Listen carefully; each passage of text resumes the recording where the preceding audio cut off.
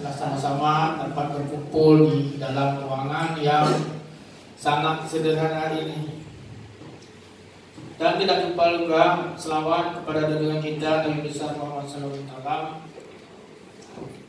yang telah membawa kita dari dalam kebodohan, dalam kejahilan, terutama sekali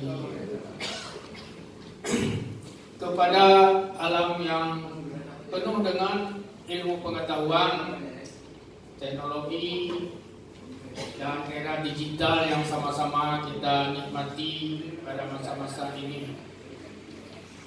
Pertama-tama yang kami hormati Bapak Kepala Dinas Pertanian yang mewakili dari Badai, Bapak dari penyuluh Badan Pelatihan Pertanian mungkin regional Sumatera, Jambi, ya Pak ya, kami hormati, dan para peserta penyuluh pertanian Kabupaten Biren, ini penyuluh semua.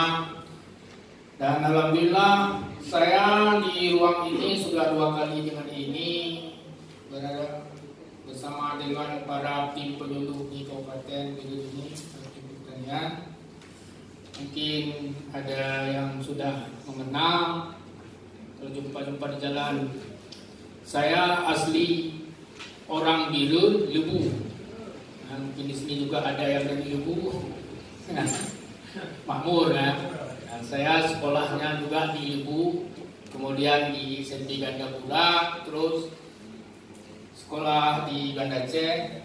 Dulu saya sekolah di sekolah pembantu ahli gizi. Jadi kalau menyangkut katanya gizi itu juga menyangkut dengan pertanian juga, kan demikian. Kemudian saya S1-nya di kesehatan masyarakat. Ya. Saya di BNN sudah 11 tahun. Dari pertama pembentukan BNN di Kabupaten Biren 2011. Pertama saya dipekerjakan dari pemerintah Kabupaten Biren untuk BNN, kemudian alih status. Jadi sekarang saya sudah bukan lagi pegawai pemerintah Kabupaten Biren, tapi sudah menjadi pegawai BNN. Karena waktu itu setiap yang dipekerjakan di BNN itu wajib untuk alih status ke BNN. Baik, kita akan memulai materi yang kami bawa hari ini, yaitu tantangan BNN dalam hal melindungi dan menyelamatkan masyarakat dari penyalahgunaan dan peredaran gelap narkoba. Jadi kalau kita katakan tantangan, kenapa tantangan BNN? Sebenarnya ini bukan saja tantangan BNN, tetapi tantangan kita semua. Dalam hal terutama sekali terhadap para pecandu penyalahgunaan narkoba, itu bukan saja pada kaum muda yang sudah dewasa atau remaja yang SMK, SMA, tetapi sudah merambah itu sampai ke tingkat-tingkat anak sekolah dasar. Karena narkoba ini adalah suatu singkatan ya. Narkoba itu narkotika, psikotropika, dan bahan adiktif lainnya atau obat-obatan. Jadi kalau sebuah binatang khusus Cina di dalamnya disingkat pendukung macam binatang. Itu bahasa Aceh. Jadi Pak, juga bahasa Aceh. Jadi kalau di Kesehatan, di Kementerian Kesehatan itu disebut dengan nafza. Nafza itu sama dengan narkoba, juga singkatan juga nafza. Narkotika, psikotropika, dan zat adiktif lainnya. Jadi dia sama, cuman sebutannya berbeda. Inilah kita Indonesia ya. Satu tujuan punya 2 nama. Jadi kalau di Undang-Undang Narkotika tahun 2009 itu, Undang-Undang Nomor 35 disebutkan narkoba. Sedangkan di Undang-Undang Kesehatan tahun yang sama itu disebutkan dengan nafza. Yang maksudnya sama ya. Di BNN sendiri itu ada beberapa program. Itu ada program pencegahan, program rehabilitasi, dan program pemberantasan. Yang ingin kita bicarakan hari ini adalah menyangkut dengan program pencegahan. Program pencegahan, bagaimana kita dapat mencegah, terutama sekali terhadap pecandu, penyalahgunaan. Kalau peredaran itu mungkin bukan di kita, itu karena menyangkut dengan penegakan hukum. Kita hanya membicarakan masalah dengan pencegahan. Kita lihat dari geografis, kita Indonesia ini pada umumnya negara kepulauan. Kita sama-sama memahami dengan luasnya negara kita Indonesia ini yang terdiri dari bermacam ragam suku, agama, juga beribu-ribu pulau dengan laut yang sangat luas dan berbatasan dengan negara luar, terutama sekali kita kalau di Aceh ini dengan Thailand dan Malaysia sebelah utaranya. Kemudian kalau di baratnya itu dengan Samudra India tentunya berbatasan dengan negara sampai ke Afrika. Narkoba yang masuk ke Aceh pada umumnya dan Indonesia itu melalui laut, jalur Selat Malaka. Itu barangnya awalnya mungkin dipasok dari Burma, Myanmar ya. Kalau dulu itu namanya Burma, sekarang Myanmar. Itu barangnya masuk ke Malaysia atau Thailand. Dari Thailand mereka bisa menyebarkan ke Indonesia melalui laut yang kita kenal dengan, kalau kita di dekat ini adalah dengan Laut Selat Malaka. Itu ada yang menjemput nantinya di sana. Mereka bawa ke kapal, dan kita di Birut ini pernah kita ketahui dulu di sini ada kesasar sebuah kapal motorboat yang kesasar sehingga tertangkap oleh pihak keamanan. Itu salah satu bukti bahwa barang yang masuk ke kita adalah melalui laut. Ya. Dan pada umumnya Birut, kita di Birut ini masalah peredaran gelap narkoba dan penyalahgunaan itu memang bukan asing kita dengar. Ya. Kalau misalnya kita tertangkap di Jambi atau di ujung di luar Sumatera, di Kalimantan, itu kalau kita baca di koran atau di TV, Aceh awalnya. Kemudian periksa lagi Birut. Kenapa? Inilah yang menjadi masalah kita. Dan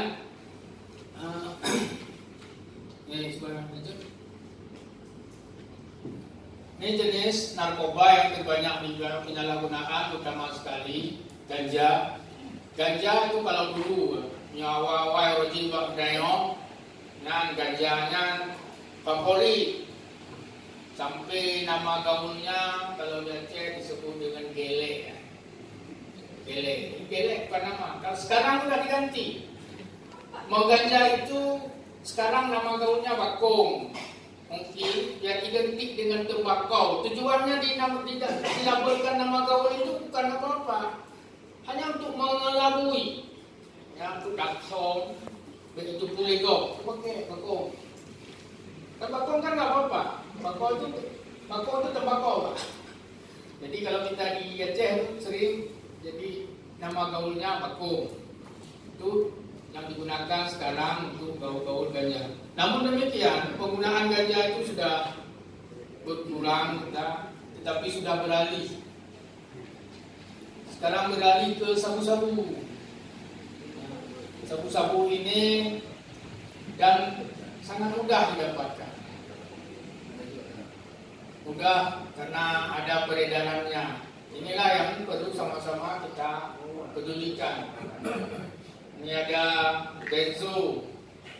Ini kalau benzo ini kadang-kadang zat-zat yang mungkin kita dengar-dengar dengan obat-obatan dalam bentuk obat yang sebenarnya dapat digunakan secara bebas, tetapi sudah diolah atau dioplos sehingga menjadikan bahan untuk penyalahgunaan.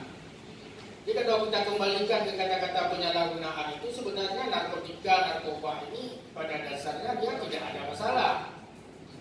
Nah, tidak merupakan barang yang terlarang dasarnya ya. Tapi karena akibat dengan penyalahgunaan sehingga menjadi barang terlarang. Saya kasih contoh misalnya, ada jenis obat batuk yang disingkat dengan DMP atau dextromethorphan. Kalau kami di kesehatan di Wisma itu sering itu untuk kasih pasien itu obat-obat bebas, obat batuk sejenis DMP. Tapi sekarang DMP itu sudah tidak ada lagi peredaran bebas. Kenapa? Karena sudah banyak disalahgunakan.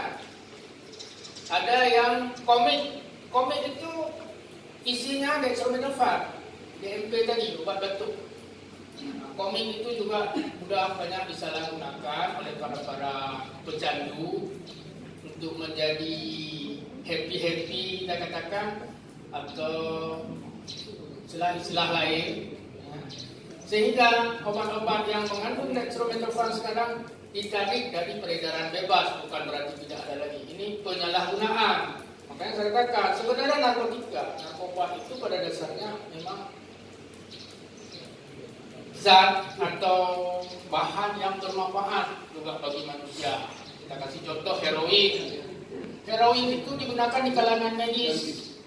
Di kalangan medis, misalnya untuk operasi, itu banyak digunakan zat-zat yang jenis narkotika yang seperti itu. Tapi karena penyalahgunaan tadi, yang paling ringan sekarang mungkin dengan tengok Aceh yang Jakarta nanti dengar yang obat. Ya. Biasanya jual obat. Itu sebenarnya obat yang dijual itu sebenarnya obat cuma anti nyeri biasa, karena udah disalahgunakan tramadol. Itu sebenarnya isinya itu hanya anti nyeri, tapi karena sudah disalahgunakan sehingga dia disebut dengan benzo. Dan benzo ini juga banyak terdapat di jia Jepang. Nah, kalau jia Jepang itu memang obat psikotropika yang wajib diresepkan, penenang. Misalnya kalau untuk anak-anak demam itu sering juga dikasih. Tapi karena sekarang sudah banyak yang cadang, sudah pandai mengolah sendiri dan dimanfaatkannya bukan lagi pada tujuannya, tetapi hanya tujuan untuk menyalahgunakan untuk happy, tidak tenang dan tidak santai, supaya tidak berani. Nah, itulah namanya penyalahgunaan. Makanya di dalam undang-undang narkotika itu tidak ada kata-kata memakai atau memakai, tapi penyalahgunaan. Jadi kita dapat kita pahami kalau penyalahgunaan berarti dipakai kan? Ada tata guna yang boleh menggunakan jenis obat-obat tertentu lah medis. Peredaran juga di kalangan farmasi atau medis. Kemudian ada ekstasi. Ya, ekstasi ini hampir sama juga dengan sabu, tapi bentuknya berbeda, rumusnya sama. Ya. Ekstasi ini juga amfetamin, kemudian sabu juga amfetamin, metilnya dalam bentuk kristal. Kalau ekstasi kebanyakan dalam bentuk obat-obatan. Ini sabu ekstasi ini dan pil koplo itu bukan nama obat, itu nama gaul. Nama gaul yang dilabelkan oleh para penyalahguna. Kalau kita kembali, sabu itu sebenarnya nama makanan. Tapi karena orang mungkin kumpul-kumpul hisap sabu, karena namanya sudah dilabelkan dengan nama gaul mereka itu sabu. Populernya yang sabu. Sabu kan makanan Jepang itu yang memang boleh dimakan kan, ada bebas. Ini prevalensi yang kita lihat ini penyalahgunaan terhadap narkoba. Ini data tahun 2019 ini, kalau di sini nggak disebut tahunnya. Itu sebanyak 3,50 dan 2,70% itu pekerja. Nah, pekerja. Kemudian juga remaja, juga anak sekolah. Kita lihat di sini, sampai ke ibu-ibu rumah tangga. Seperti saya katakan tadi, kurirnya saja itu kebanyakan dari kita. Kadang kadang-kadang malam dari Bilun, kurir ji, kurun Bilun, ibu-ibu loh, ibu rumah tangga, ya waktu ditangkap banyak, apalagi penyalahgunaan dengan memakai.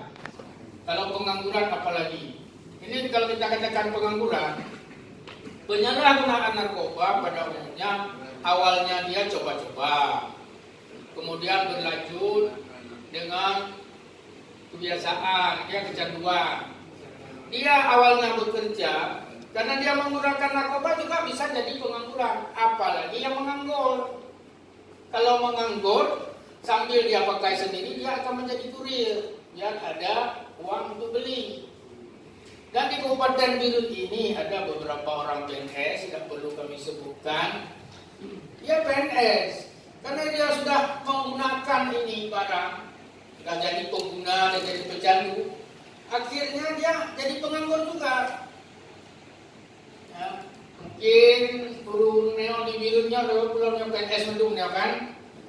Nanti dengar tudong gantong bupati, pada semua kan pasien kamu sudah kami rawat, sudah kami kirim ke Bogor untuk direhab, sembuh, pulang dapat jabatan. Entah bagaimana, mungkin karena lingkungan pengaruh lagi coba lagi, pakai lagi. Akibat pakai itu kekurangan uang. Akibat kekurangan uang apa jadinya? Cari jalan, bisa jadi pencuri. Jadi pecandu penyalahgunaan narkoba ini dari orang baik-baik, kalau sudah coba-coba menyokong KTP, susah untuk dihilangkan.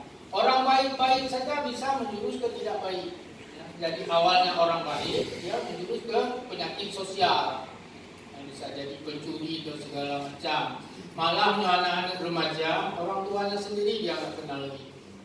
Ya, ada yang gara-gara candu narkoba ini, orang tuanya dia bunuh. Ya. Ini juga ada beberapa tugas BNN dapat kita lihat di sini. Yang pertama, ini kita lihat sama-sama di sini. Kalau bidang tugasnya sudah saya sampaikan tadi bahwa BNN itu ada bidang pencegahan, rehabilitasi, pemberantasan dan hukum dan kerjasama.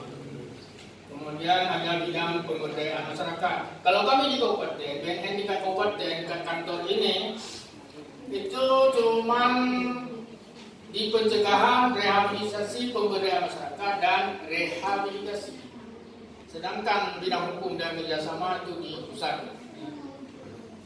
Yang paling utama di kabupaten itu adalah pencegahan dan pemberdayaan dengan rehabilitasi 3. Tadi saya katakan judulnya ya tantangan BNN terhadap penyalahgunaan kan, dalam menyelamatkan para penyalahguna. BNN sebenarnya tidak bisa melaksanakan sendiri atau bekerja sendiri. BNN memang dibentuk oleh pemerintah khusus untuk menangani masalah narkoba, juga menangani para peredaran gelap narkoba. Itu memang khusus BNN dibentuk. Namun demikian BNN ini tanpa kita dukungan kita dari masyarakat, BNN tidak sanggup melakukan sendiri. Jadi banyak tantangan-tantangan. Ya. Ingat, kenapa? Contohnya saja kurir BNN itu kalau sudah ketangkap, kita sidik, kita selidiki, kita periksa dia, itu dia tidak akan kita dapat informasi. Ya, saking jujurnya, kurir BNN itu jujurnya apa? Jujur dengan lingkungan dia sendiri, dengan kalangan dia sendiri. Kita tangkap kurir, periksa, tidak akan terungkap dari mana. Inilah kuatnya mereka. Jadi makanya disebut bahwa peredaran gelap narkoba ini adalah jaringan. Dari tingkat gembong ke besar, mungkin dari luar negeri saya katakan tadi, sampai masuk ke laut, sampai di darat ini ada yang menampung, kemudian peredarannya sampai keluar daerah, itu ada kulir-kulirnya. Itu banyak yang ditangkap kulir-kulir itu tidak akan terungkap itu sampai ke yang besar. Inilah tantangan yang salah satunya yang kita hadapi. Kemudian dalam bidang pencegahan juga demikian. Kita sama-sama sudah mensosialisasi, misalnya sekolah-sekolah pidato-pidato. Kita hanya menyebutkan bahwa narkoba ini adalah bahaya, akan menimbulkan bahaya yang sangat besar, akan melemahkan generasi masa depan, melemahkan intelijen kita, sehingga sumber daya manusia kita akan lemah. Itu sudah sering. Tetapi untuk berubahnya ini susah. Ya, kita maklumi, kalau merubah perilaku memang pelan-pelan, susah. Yang merubah karakter itu memang banyak faktor cara merubahnya. Inilah yang menjadi tantangan. Nah, ini strategi-strategi yang sudah pernah dilakukan. Inilah kampanye. Dalam bentuk KID ini kami sudah ke sekolah-sekolah, ke pemuda-pemuda kampung, sampai membentuk Satgas Anti Narkoba. Namanya aja Satgas, jadi kadang-kadang orang memahami Satgas ini bahaya sekali. Padahal Satgas itu hanya nama, satuan tugas, tapi tugas mereka bukan untuk nangkap-nangkap orang. Tugas itu Satgas di sekolah ataupun di kampung, itu pada umumnya adalah mereka mensosialisasi kepada teman-teman sebaya mereka, ke sekolah-sekolah yang ada di kampung mereka. Begitu juga di tingkat sekolah, untuk para teman-teman sebaya dan para siswa-siswa di sekolah mereka. Jadi Satgas itu kalau kedengarannya satuan tugas ini berat, tapi ringan sebenarnya. Karena dia sifatnya adalah mendampingi pecandu untuk direhab, mensosialisasikan, memberi pendidikan kepada rekan-rekannya. Kemudian